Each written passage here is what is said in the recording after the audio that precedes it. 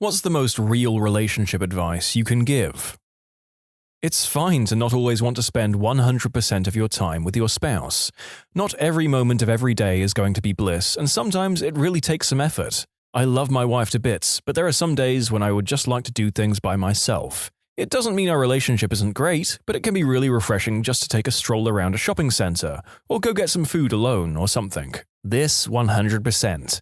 My spouse goes to a weekly Pathfinder game. That's his alone time. I occasionally go to a punk show or have a beer with my friends. It can be even simpler. I will go read a book in the other room and get my alone time. He likes to cook, so he'll start up in the kitchen and I stay away while he listens to his music. Everyone needs alone time.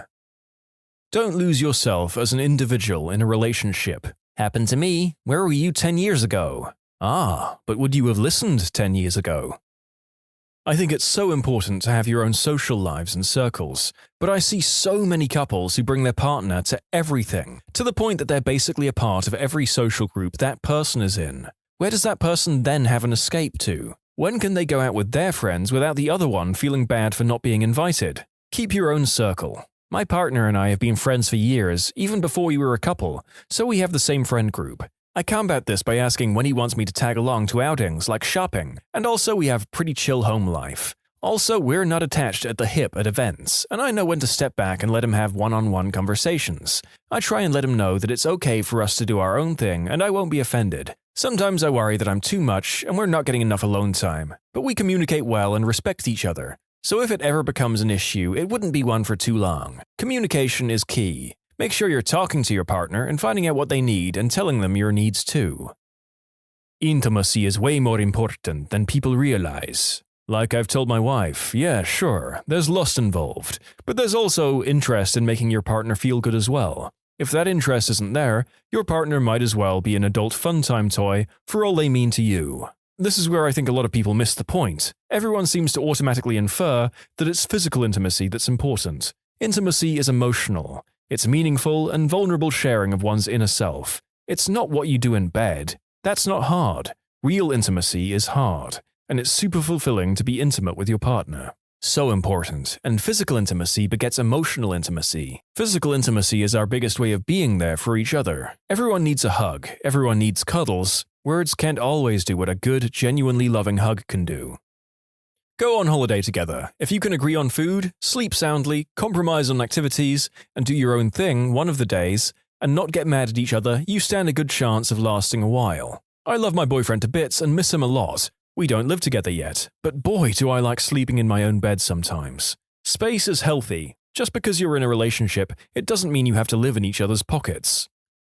Given the sheer amount of friends that I've discovered I can't stand traveling with, finding someone to meet this comment's criteria seems impossible. Oh dear. When you disagree, remember that you're on the same team. You're supposed to fight a problem, not the other person. This is such an awesome way of putting that concept. 1. Don't expect the other person to be able to read your mind. 2. Be a team, not opponents. 3. Everybody toots at some point. Number 3 has been a hard thing for me during my current relationship. My significant other has a colostomy bag after battling colon cancer, which has been a huge learning experience in itself. I'm all for being comfortable with the body and all of its weird, icky processes, and I'm usually quick to make that known. But knowing that he physically can't toot makes me way more reluctant to do it around him. Like, I don't want to be a show-off, you know? My husband blames his toots on the baby sometimes, and for some reason I think it's hilarious to imagine a 7-month-old making that kind of gas. I know I found the right person. It wasn't easy though, damn. Communication is the foundation upon which everything else is built. They say don't go to bed angry, not because anger does something while you're sleeping, but because it means you didn't communicate properly and you're giving up on trying. Be calm, actively listen, do not dismiss your partner's statements, assume good faith. It's you and me versus the problem, not me versus you. If something's bugging you, talk to your significant other about it. If you feel enraged about something, wait until you're well-fed, well-rested, with warm extremities before talking about it, but talk about it at the first opportunity, calmly, rationally, and honestly. Keep the discussion limited to that one narrow thing. If something's bugging your significant other, hear them out. Never think, well, I'm not bothered by that, so it's not a problem. Think, my significant other is bothered by this, and that's a problem.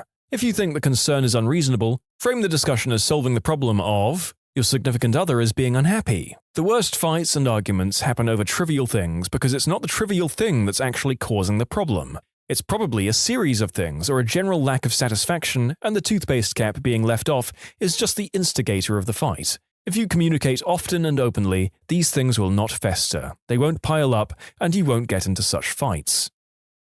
Your spouse isn't going to be perfect. You're not going to be perfect. There will be mistakes and misunderstandings. What really matters in a relationship is not being perfect, but how you handle the imperfections of yourself and your spouse in a respectful, reasonable way. Learning how to be bored together is important. You don't have to be on the go, doing stuff and planning stuff and being fun and exciting all the time. It's okay to just sit around and not do anything and not talk to each other. It's not unhealthy, I promise. This was one of the biggest things I learned when I moved in with my significant other, and what I give as advice to couples just moving in. Especially when it's their first time living with a significant other, you have to learn how to be in the same room without actively hanging out together. When your whole relationship has been dates, it's hard to just be without feeling like you should be interacting. Getting comfortable just chilling there doing your own thing is a good thing. There's so much pressure to do stuff, especially in the age of social media. Other couples do stuff all the time, and everyone is looking for adventures. We must keep up with the carefully manufactured images of other people put out on Instagram. In reality, it's not necessary and can often be a serious source of stress. My husband has been playing Ark all day, and I've been on Reddit or playing The Sims. We watched a couple of episodes of 10th Kingdom earlier, and that's all we've done together today. We're in the same room, but we're not doing the same things. This is not a bad thing. It's called being comfortable together. As someone who just started an official relationship, I got a glimpse of this when I went to visit my boyfriend's place about a week ago. I asked if I could try Overwatch on his PC, since I only have the console version, and he seemed happy to let me go ahead and do my own thing. He booted up Diablo on the couch, and I played a couple of matches. I asked him, "Are you sure this is okay? I can totally get off and spend time with you." He replied, "You're enjoying yourself, right? I'm totally cool just doing my own thing. Just because one of us visits doesn't mean we have to spend every minute together." It made sense when he put it like that, and actually depicts what I've heard about other relationships even when the couples aren't cohabiting. A relationship where I can just be okay playing Baldur's Gate for several hours at a time seems pretty damn good to me. That's the goal. It's interesting when people get confused by this. I always considered relationships to be autonomous. We should both be able to live our own lives, but us being together makes it better. At the same time, romantic relationships are just that. You should be dating your best friend. Your best friends sometimes do nothing with each other. My friend and I once got into a study room after class and did our homework for literally 2 hours with minimal talking. I looked at her around 1 in the afternoon and asked if she's hungry, and we grabbed lunch. It's kind of the same thing. You have to be honest with them, especially when it's hard to do. Me and my boyfriend get uncomfortably real with each other sometimes, and something we've both learned is to listen to criticism without getting defensive. And when giving criticism, we don't attack each other, no matter how angry or sad we are at each other. I've had him call me out for certain behaviors that nobody has ever called me out on, and I've done the same for him. We're both better people for it because when we get it all out on the table, we have no choice but to work on ourselves. There's a reason it's called the honeymoon phase, and eventually you won't have as much to talk about other than how the day went, or might not always feel those butterflies in your stomach when you think about them. That's when it becomes a test in the relationship, and you both have to work on it to make it work. You'll get into fights, but learn to get over them, or I doubt it will last. Resentment can kill feelings for someone. I wanted to add, I'm not a love or relationship expert by any means. I'm just going off things I've seen and gone through with my own husband. You trade butterflies for familiarity, excitement for comfort. I love the comfort stage. The butterflies are great and all, but being in a constant state of infatuation would get exhausting after a few years. It's so nice to do absolutely nothing with your person, or not see them for a day or two if you don't live together, and still be completely content with them.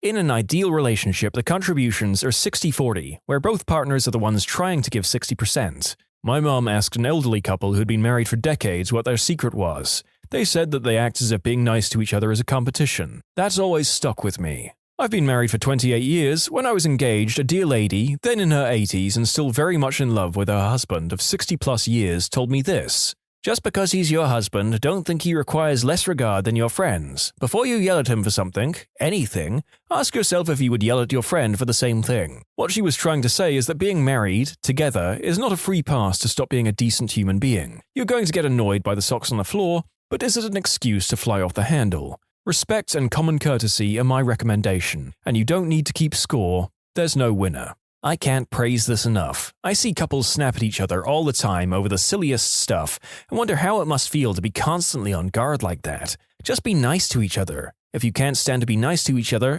call it a day, man. Life is too short. My husband and I have to check in on each other every once in a while. For some reason, it seems like I'm meaner to my husband when my family is around, and he's meaner to me when his family is around. We come up with a phrase that we whisper if we're in public: quit being a butthole. We use it to remind each other to be nice without having to justify ourselves at the moment. It really works because if he says it to me, I automatically check myself, even if I don't think I'm being mean. I love him and I never intend on coming off as a butthole.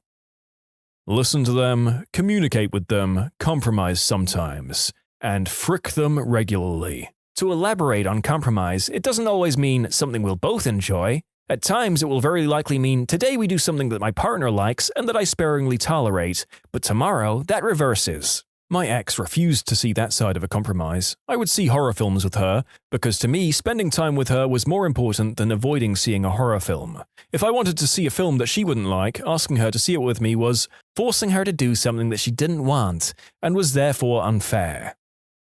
And for the love of God, do not start dating a new person as a way to get out of a bad relationship.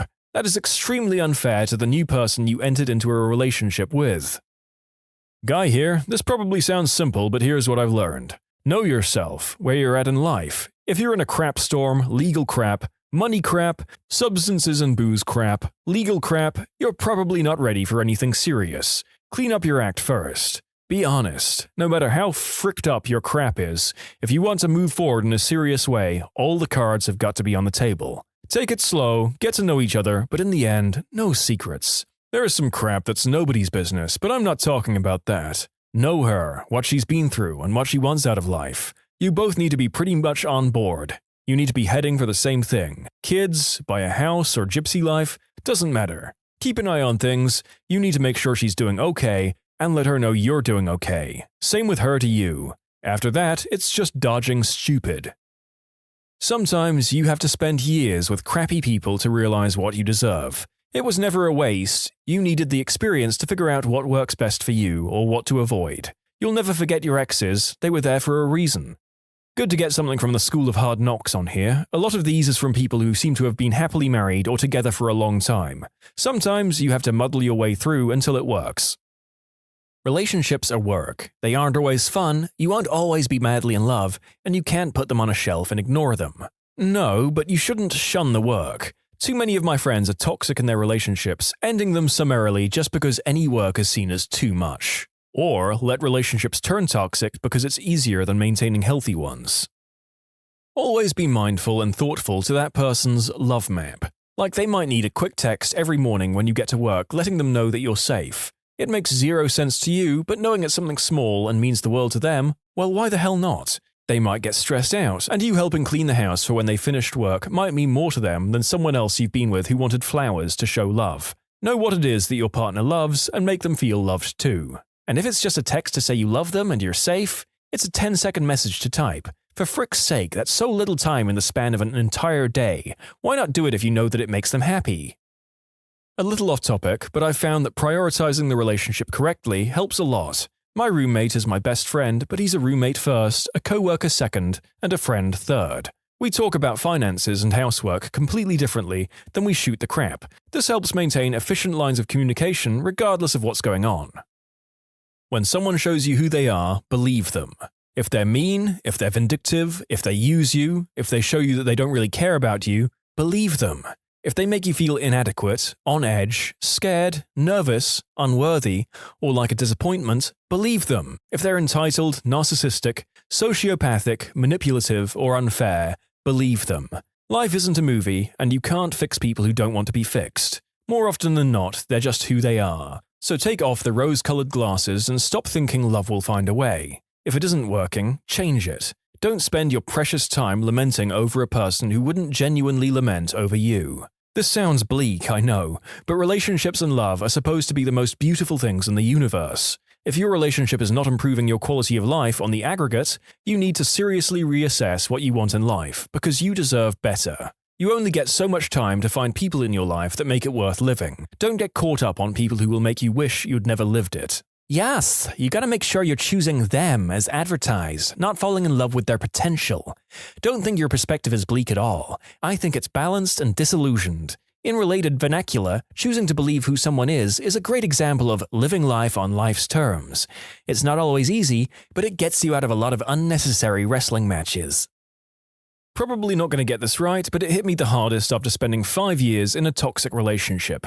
The idea that everyone in their lives is working toward creating a jigsaw, each part of their life, be it work, relationships, or hobbies, make up parts of that jigsaw. Everyone's is different. Some people's careers make up the edges, the less important and interesting parts. Some people's are their relationships. What's important is the center of the puzzle. That's what people are working towards, their life's goals. When you're in a relationship, your puzzles combine. You eventually start working towards a shared goal. You might make some compromises on what goes to the outer edges, but you should both be working toward the same center. Occasionally, it turns out that the centerpiece you were working towards with your significant other isn't what you thought it was. This sucks, believe me, it really freaking does, but there's nothing wrong with cutting your losses. If you're going for a different jigsaw and the pieces don't fit, you won't get a coherent picture. I hope I explained it right, and yes, it's been taken from Daniel Sloss. He puts it way better than I do, so I would recommend checking him out on Netflix. If you go into a marriage or long-term commitment with the impression that you'll be happy all the time and your life will only change for the better, you're absolutely wrong. Be realistic that there will be days where you won't be able to stand each other, your lives may absolutely hit rough patches, and you will not agree on how or why that situation occurred, or even how to get out of it, and the like. Came here to say this, and when you have kids it tends to get even more difficult and adds even more fights and resentment. Life changes, and so do relationships. The butterflies and weak knees only last so long, and that's okay. It's not a bad thing, it's just different. Don't just look for the person who makes your heart race, look for someone who you can also see being best friends with. Because in the end, that's what you become, best friends. Friends fight, but best friends always, or usually, find a way to work through it together. Oh, and it's also my experience that having one shared hobby and one independent hobby helps too. My husband and I game together, but if I need a break from him or vice versa, I'll go read a book and he'll watch sports or whatever. A study of long-term relationships found that successful relationships have one major thing in common. The spouses are verbally supportive of each other's interests and thoughts. For example, if your spouse is very excited about Pokemon Go and wants to tell you all about the monsters that they caught that day, the supportive spouse would listen to them talk about it and be excited for what they're excited about, even if they don't know how the game's played or they think that it's stupid. The couple that's going to divorce, that other spouse would say, "I don't care, that game's for kids," or be generally dismissive of the conversation and change topics. Support what they're excited about as much as you can, even if it's just listening with a smile on your face while you do a shopping list in your head. Without bypassing the obvious one, which is the importance of communication, my mother always told us how you say something is as important as what you're saying. From the tone to how a subject is approached or delivered can make the difference between opening a dialogue or having an argument. Another good one I've seen around Reddit, it's you, plural, versus the problem. If your significant other has a healthy relationship with their ex, especially when they have kids together, it's a good sign. Don't go to sleep angry is bullcrap, especially if you have little kids. If you and your partner are sniping at one another, disengage and get some sleep if it's possible. Most of the fights my husband and I ever had was because one or both of us were exhausted or hangry. But set a time to pick it back up, please. If my husband just says frick it and goes to bed during an argument, I'm angry. If he says, "I need sleep, let's talk tomorrow after dinner," I'm much better. I need to know it's going to be resolved in a timely fashion, and we're both much more reasonable after sleep and cooling down. Choose them. It's not about winning an argument, making a point, having enough time, or giving enough gifts, any of that crap that makes your heart either soar or tremble in the moment. It's about choosing them, knowing them, learning them. Equally as crucial, they choose you back. It's about choosing this person to hold your hand through every moment of every day for the remainder of anything and everything you'll ever experience. Every decision you make has them as a factor. It's about respect and admiration and giving credit where it's due. It's about the truth, about trusting them with the truth, and trusting them to tell it. Choose them, completely. Relationships are not there to fix you. If you aren't happy with yourself, the relationship won't make that a reality. When you want your partner to be fit, attractive, and dress well, don't forget that they want that as well. Want the best for the other person, not for yourself. That's why jealousy is poison. You want your significant other to look good, but only for you? Get a clue. Give them something to want in return. Be a success. Take care of yourself. Learn something every day. Don't waste your time. Be kind and demonstrate that daily. You get what you give. Do the dishes. When you subscribe, make sure to hit the bell to turn on notifications.